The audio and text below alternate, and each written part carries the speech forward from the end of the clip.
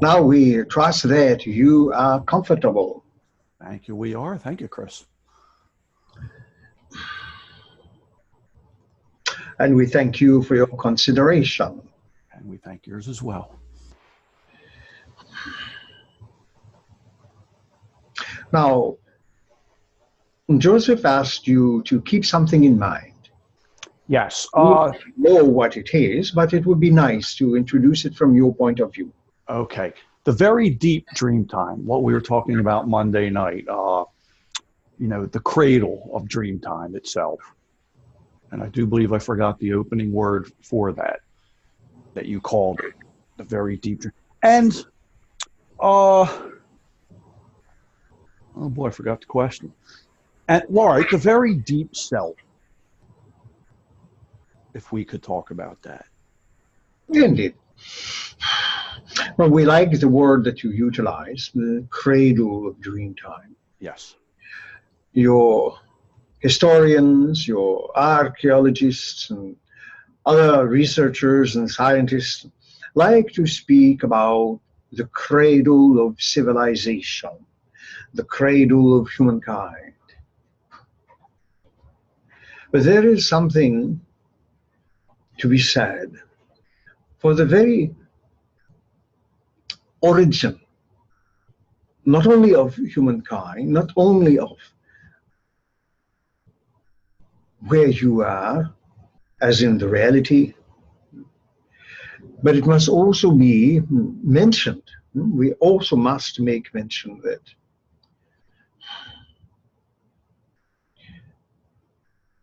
this exists in an spacious present and eternal now. And as we briefly hinted at in recent sessions,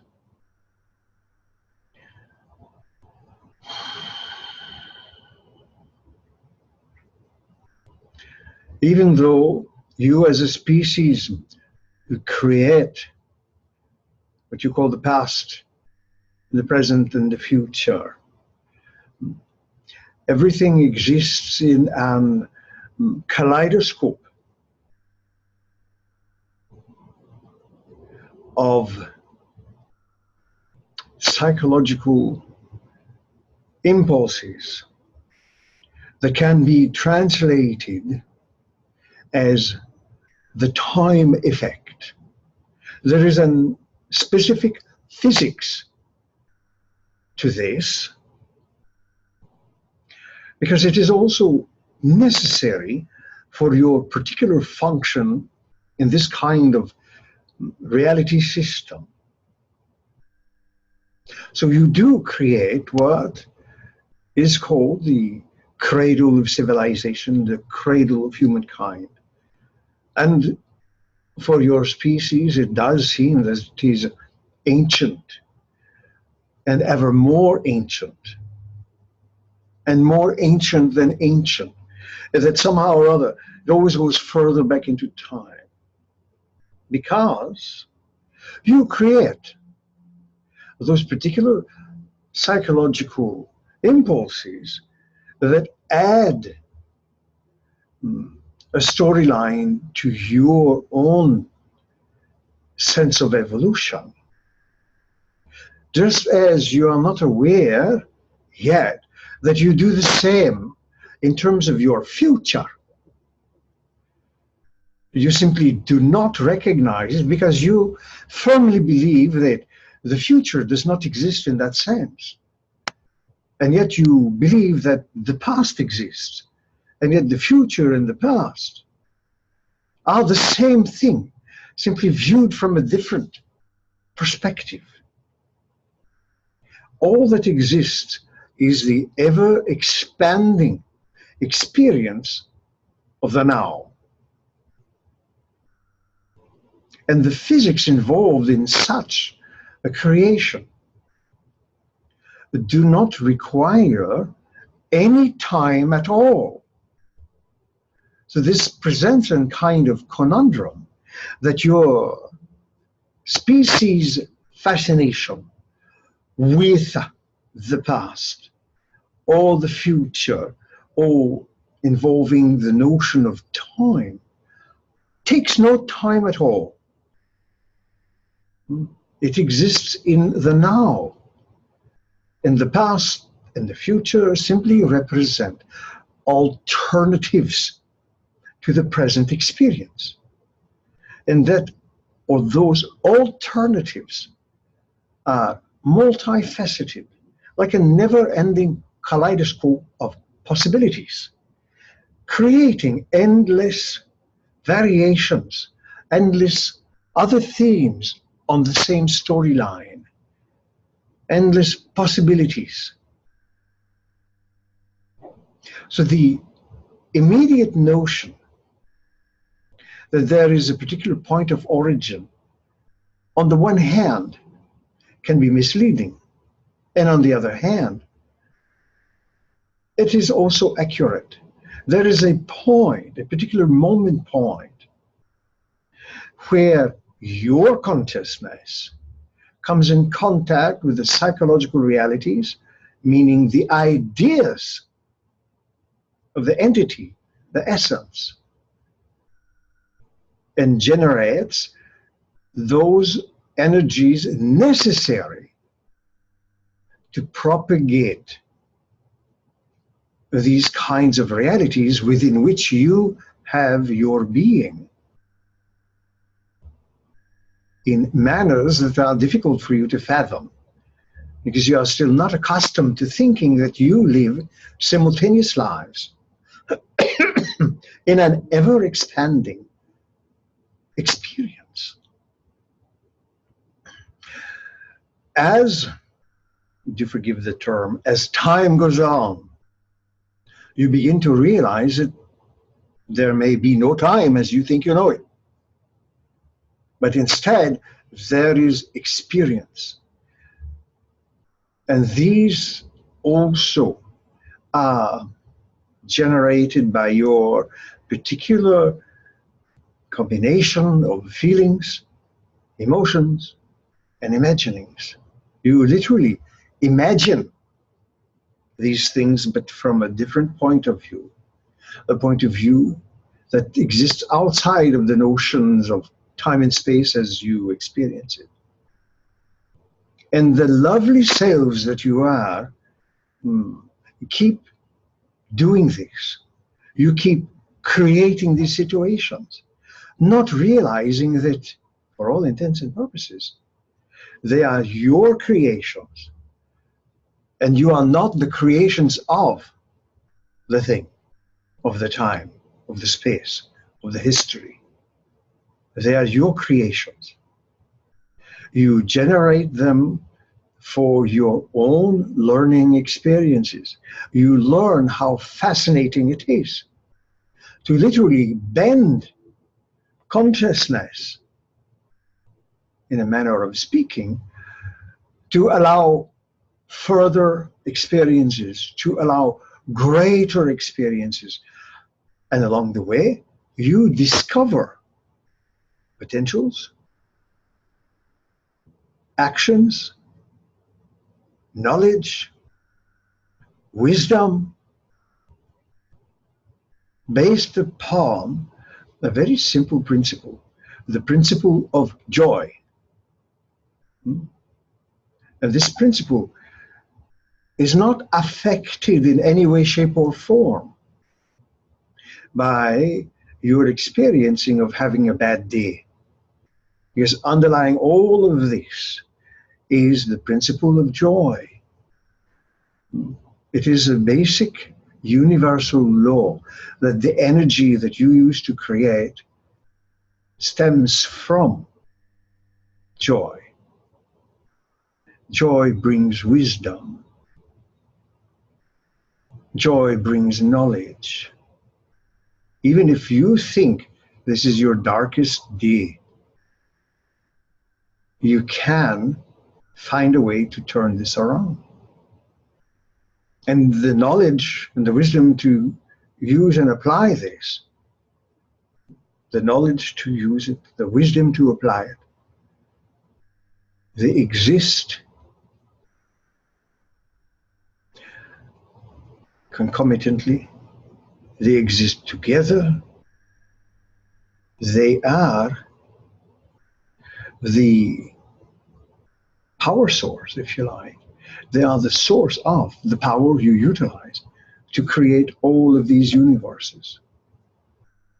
So, on the one hand, you and many others find it fascinating to discuss and want to discover the origins of the species, the origins of, or where you come from, of your species, your planet, your civilizations.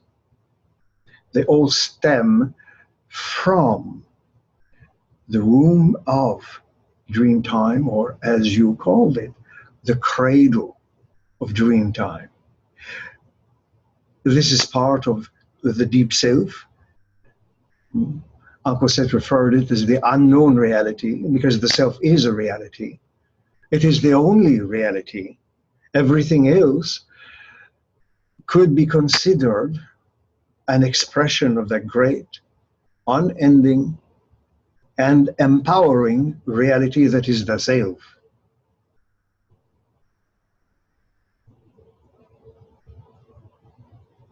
And this is not a process that happened at one time and now is done, and you just have to deal with the aftermath. This is an ever ongoing process. It does not pause. It does not take a coffee break, nor a bathroom break. It simply is, and it always is. How it is viewed through the notions of your feelings and imaginings and emotions also adds to your own sense of empowerment. Does that make some sense to you? Oh, yes, and you answered many questions along the way. And thank you, Kris.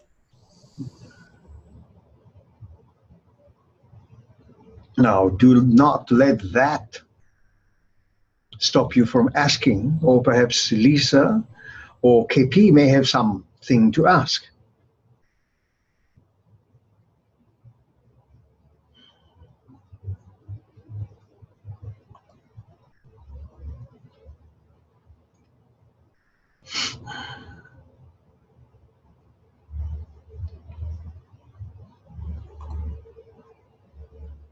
Please feel free. I have a question about dream recall.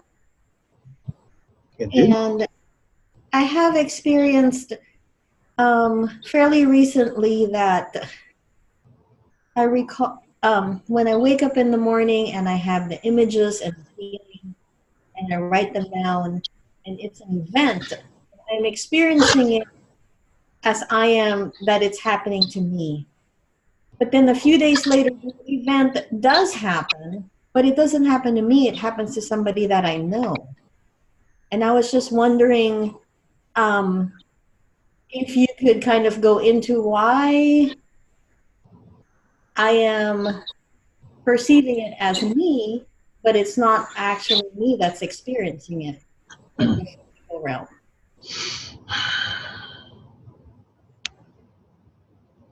Such experiences, or precognitive elements in the dream state, are actually much higher than is commonly believed. Once you or anyone begins to write down their dreams, then it can begin to show itself much more prominently.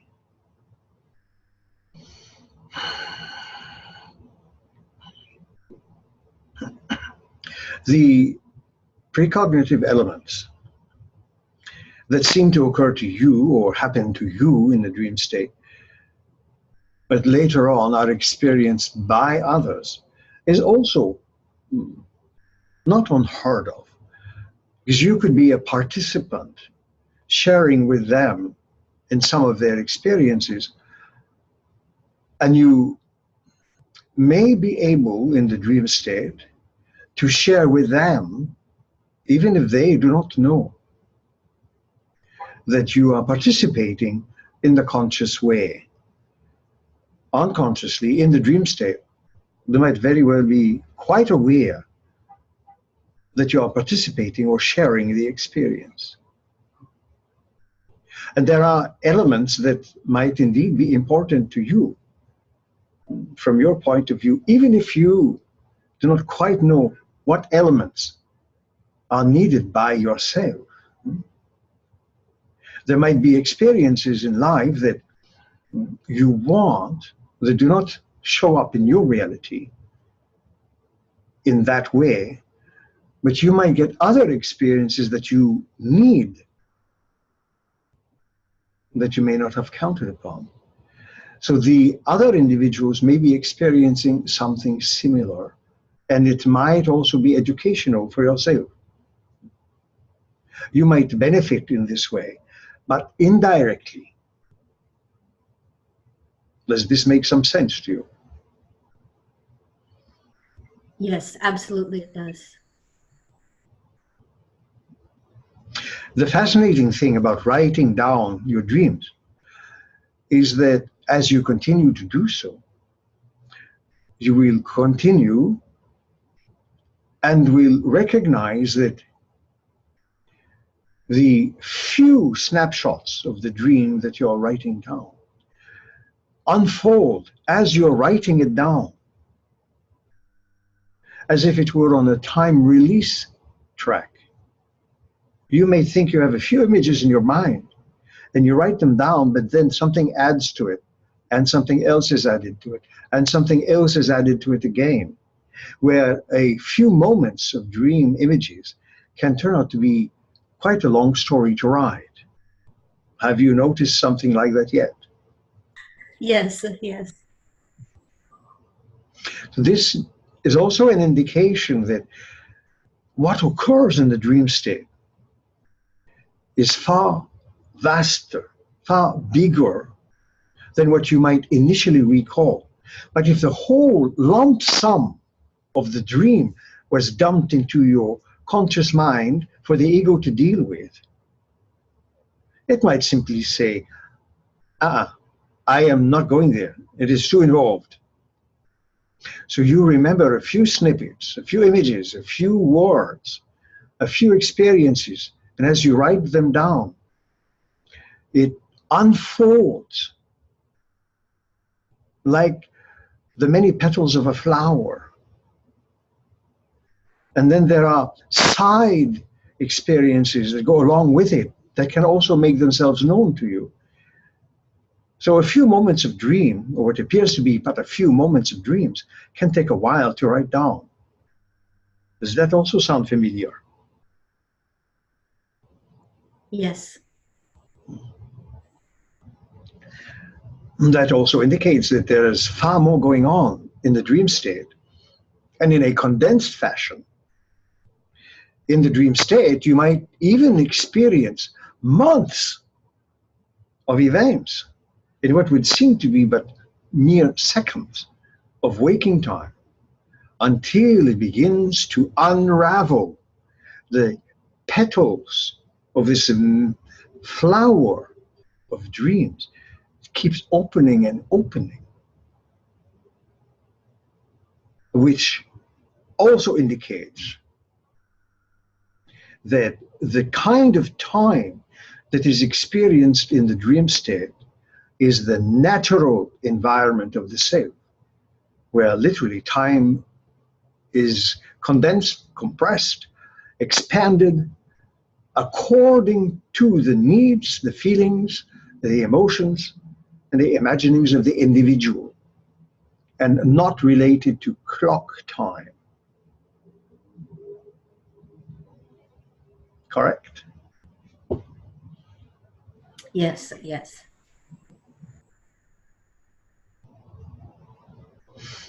Do you have another inquiry along those lines, or someone else?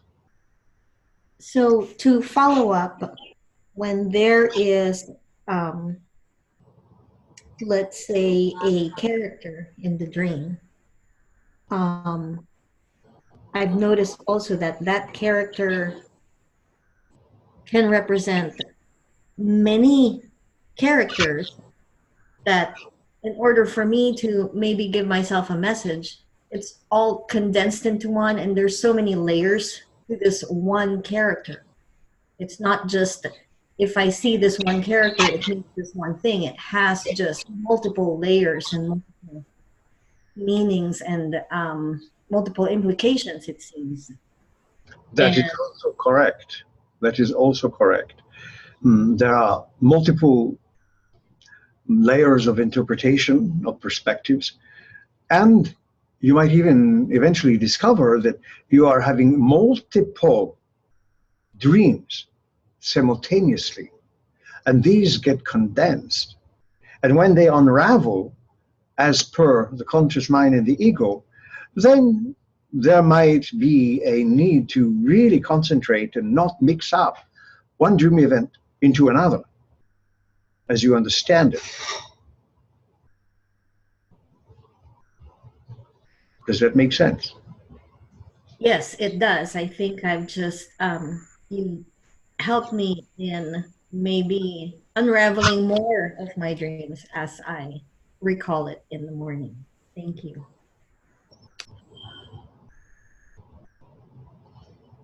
The funny thing about dreams is that they go on even when you think you are no longer sleeping.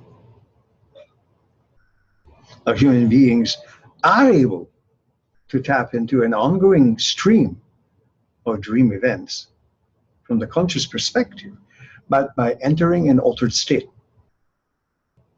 wherein you can go about your daily events, but at the same time, still keep track of your dream self, your dream body, of one of the many dream bodies that you have that is engaged in some dream activity. But that takes a little bit more finesse. For instance, you would not ask a toddler who has just learned to put one foot ahead of the other without falling flat on their behind. You would not ask that toddler to begin dancing the tango or a waltz. The potential is there that eventually the toddler will become an adult and participate in that way. But initially, small steps. Do you follow? Yes, yes, that's very helpful. Thank you. So it would definitely be to your advantage during the day just take a deep breath whenever it is possible, and definitely not when you're driving. And just shift the focus of your attention as if you're peeking into the eyes of your dream self. You're trying to look through the eyes of your dream self at what that dream self is looking at or participating in.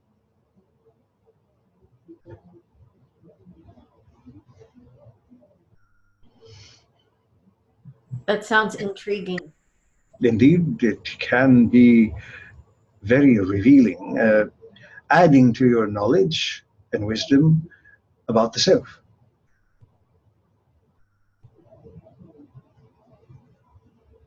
You see, enlightenment, as many are wont to call it, has nothing to do with sitting on a mountaintop contemplating the lymph in your navel.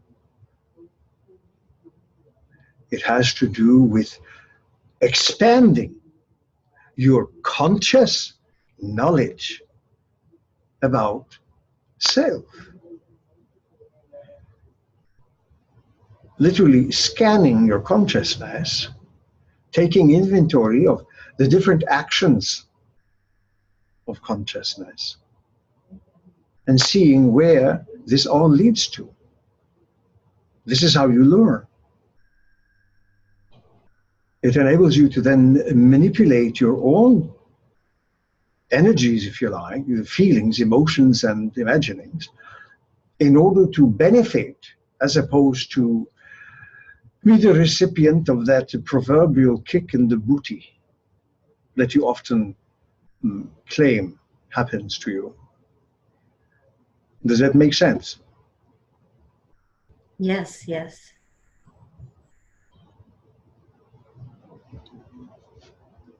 Are there perhaps other inquiries? I'd like to follow up on Lisa's. So Lisa was able to see the other person dreaming, correct, Lisa? Through their eyes. She may be able to glimpse snippets. She might This not was their, remember, but she would have some impressions for sure. which begs the question then, Kris, are all beings aspects of self? Were aspects of myself? Even though we're the one yet differentiated, we all come from source. You indeed do, and you are all related in that way. Yeah. So there is a thread of oneness that stitches all life together into a vast, unimaginable tapestry that can only be defined as pure wonderment. So you indeed are all united in a very lovely and loving way. And if only your species would come to understand that, you would put many of your squabbles aside.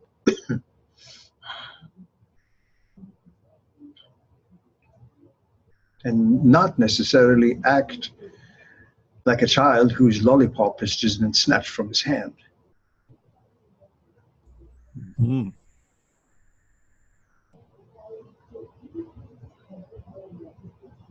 Now, perhaps there are other questions?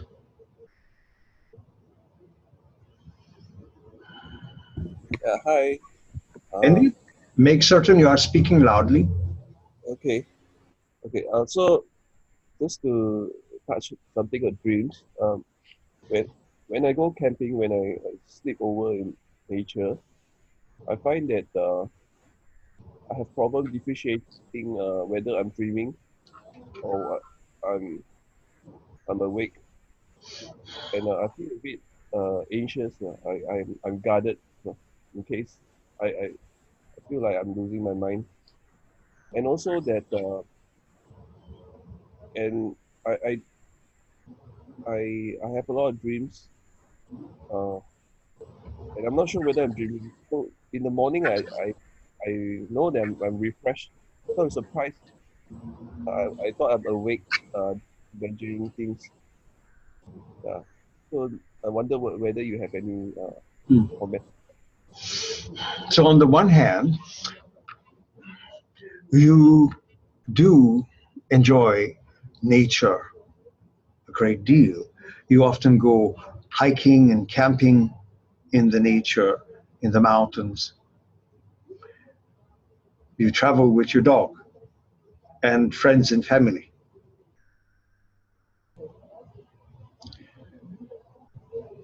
The nature represents your own natural dreamlike environment.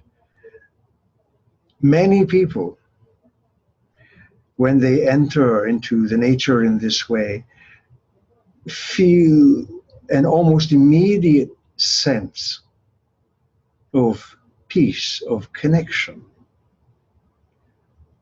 And rightly so. And you also recognize that. You may not be aware that at other levels of your own consciousness, you communicate with the nature. You communicate with the trees. The trees communicate with you. But they may not talk to you. They communicate in the sense that they share of their collective experience. They share things amongst themselves. You happen to be eavesdropping. You have many dreams where the nature is also part of your experience. Your inner self is communicating that this natural environment is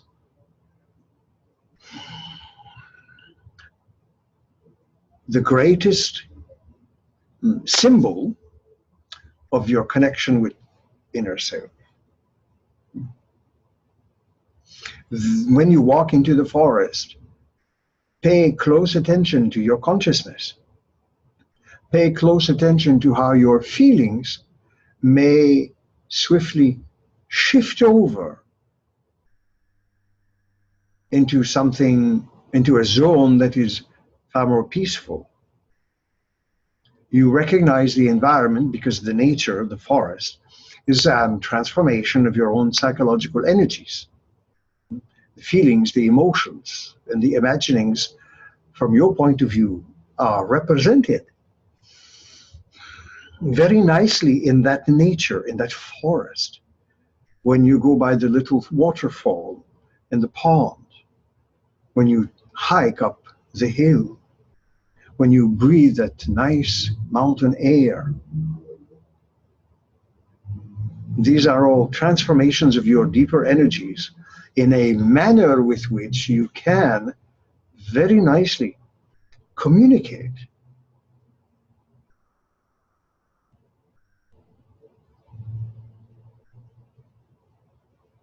And you will see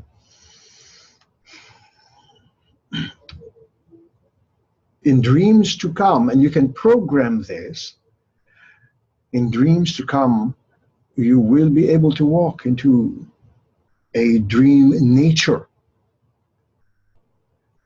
wherein the energy is not or does not appear static, like a tree always standing in the same spot. That is only the visual perception.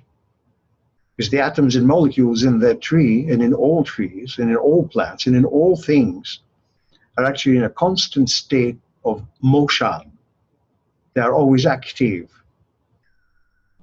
And you will see in future dream states, giving yourself the proper suggestions along those very lines, that you will be able to enter your dream forest, your dream nature, and to perceive an entirely different set of communications and connections that you might never have considered before.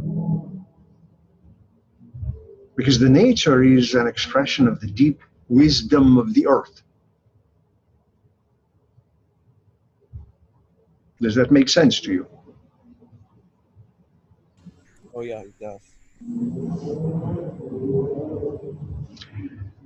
When you are in the forest, also pay attention to how you breathe, how all the tension seems to leave your body. Because the ozone in the forest actually brings oxygen further into your bloodstream and into your brain than at any other time, than as if you were in the city. So when you are in the forest, in the nature, then you are benefiting your entire body and your brainwave patterns. Your brain will adjust to the frequencies that exist in the environment where the trees communicate with each other. Your brain wave patterns will align with those of the trees in the forest. Because it is natural. It represents the womb or the cradle of humankind. It also represents the womb or the cradle of civilizations. You or your species existed mostly within the natural environment or the forest environment for a very, very long time in those terms before it began to venture out And you sometimes took different forms. The human-like form or the humanoid-like form was not something you were specifically limited to initially. You had a dream-like form that sometimes resembled a human-like or humanoid-like form. Sometimes it was something else. Until you collectively began to agree upon a model that was more humanoid, as you understand the term, that eventually, on its own, evolved in the way that you have a body now. But you are not dependent on that body and that form to be yourselves. This is a deeper understanding, because the body is not who you are, though it expresses a portion of what you are, but it is not all of what you are, because you are more than the sum of all of the parts, not only of the body, but of all the bodies and everything else.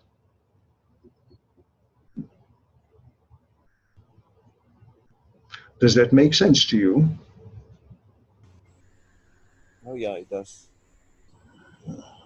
So just give yourself these nice suggestions and see what unfolds. See what beautiful petals open up in your consciousness.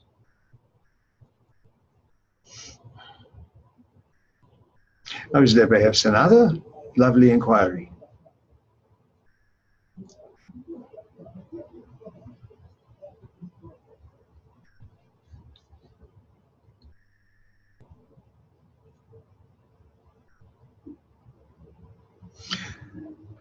So, Brian, does all of this discussion so far give you some insights and ideas about the cradle of humankind?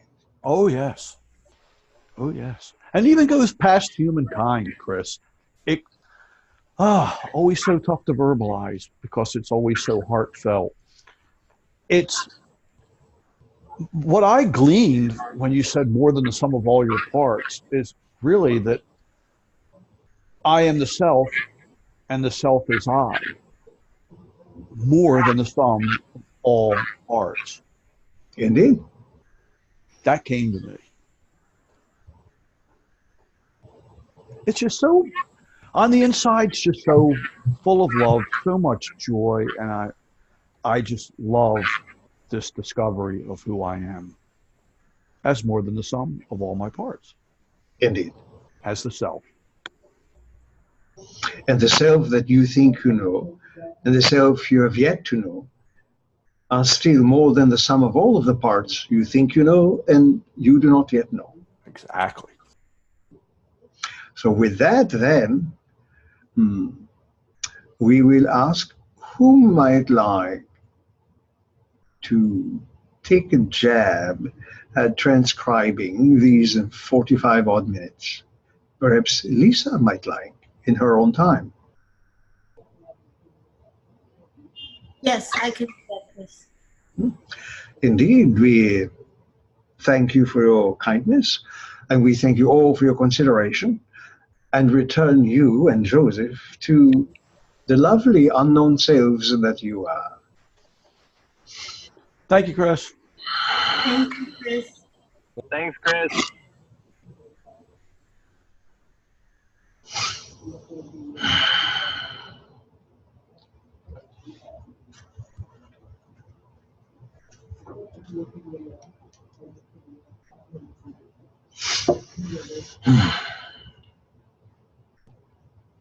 So how did that go? That was great.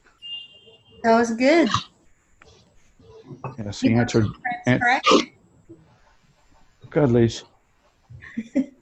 I said he wants it transcribed. Maybe there's something that he said that he feels needs to be written down. Cool. Okay. Yes, and he answered the questions beautifully that I had asked you. Yeah, the minute you talked about that, I sensed him like almost chomp at that bit when he wanted to dive into that. Mm-hmm. And it's fun because it's a little bit outside of the format that we use when we do the group sessions. Yes. It's not part of the theme. It's a kind of free-flowing thing. That's why the internationals are always so good for that. We can come off the theme of a workshop and do different things with it. Yep. Yeah. So I think we should probably look into doing more of those. Yes. Twice a month, maybe? Yeah, I don't think I can do more than that. Okay. Once a month? And try 2 a month. Okay. There we go. That sounds good. Not too sleepy there, KP? To be honest, I am a bit sleepy.